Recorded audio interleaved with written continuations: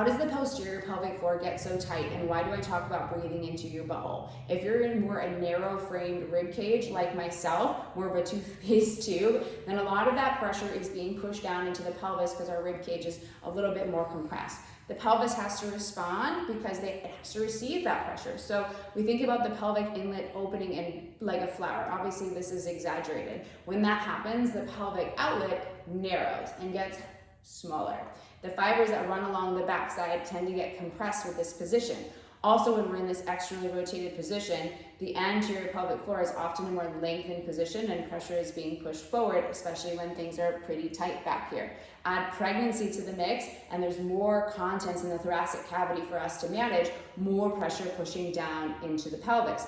Obviously, the pelvis has to open and widen so that a baby can pass through the pelvic inlet, but that still has that narrowing of the pelvic outlet. So we're in that more externally rotated position overall. Think pregnancy waddle. But that also leads to some of that compression on the back of the pelvis. So to address pelvic floor symptoms and to open up movement options at the pelvis and allow us to birth a child, because we need baby to exit out the outlet, we want to bias certain strength training and breathing positions that will allow us to find different movement at the pelvis and open up the backside and create opportunities for internal rotation.